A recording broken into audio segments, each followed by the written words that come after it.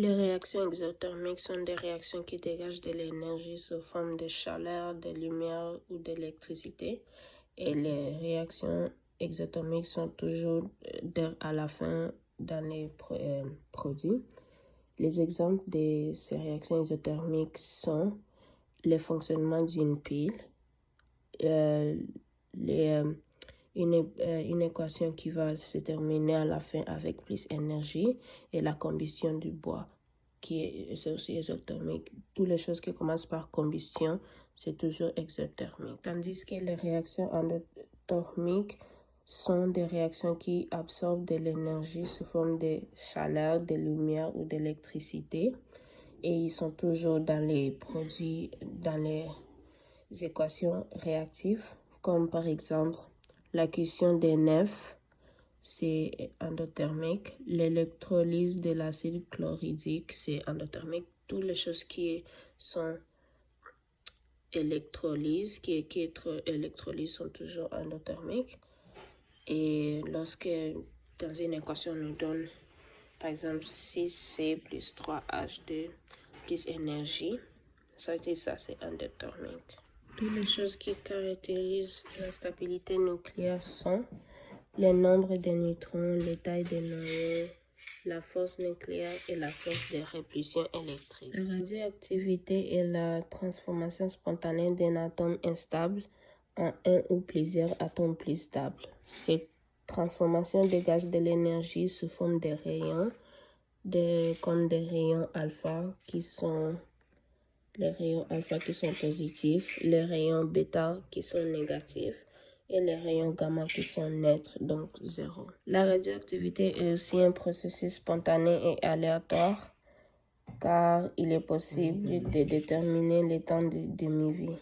La fusion nucléaire est une réaction au cours de laquelle deux petits noyaux d'atomes fusionnent et forment un noyau plus lourd, tandis que la fission nucléaire est une réaction au cours de laquelle le noyau d'un gros atome se sépare en deux ou plusieurs noyaux atomes plus légers. L'essence de la force est symbolisée par la pointe de la flèche.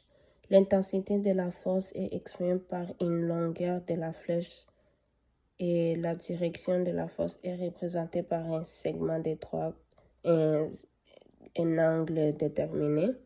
Le point d'application correspond à la position de l'origine de la force. Selon l'énergie cinétique, la masse est égale à 2 fois énergie cinétique divisée par vitesse au carré, tandis que la vitesse est égale à racine carrée qui va donner racine carrée, puis on met 2 fois énergie cinétique divisée par la masse.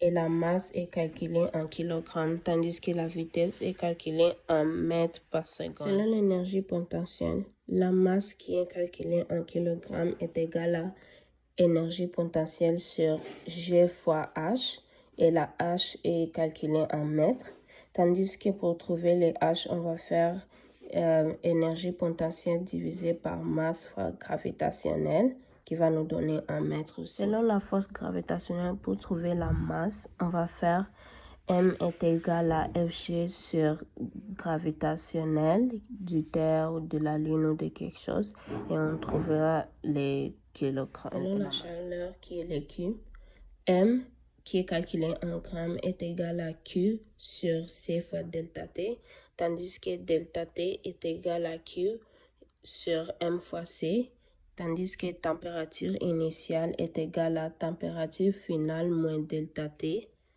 et c'est tout. Le W qui est le travail est égal à la force efficace qui est calculée en newton fois le déplacement qui est calculé en mètres. Donc pour trouver le M, on va faire W divisé par le déplacement, tandis que pour trouver le D, on va faire W divisé par la force efficace. Sinus est égal à côté opposé sur hypoténuse, tandis que cos est égal à côté adjacent sur hypoténuse. Donc pour calculer la force efficace, on va faire cos fois hypoténuse. Le cos qui est en degrés, tandis que l'hypoténuse qui est la force appliquée, donc il est en newton. Tandis que pour calculer la force efficace de l'autre partie. On va faire sin fois hypoténuse, sin qui est en degré et l'hypoténuse qui est en newton, donc la force appliquée.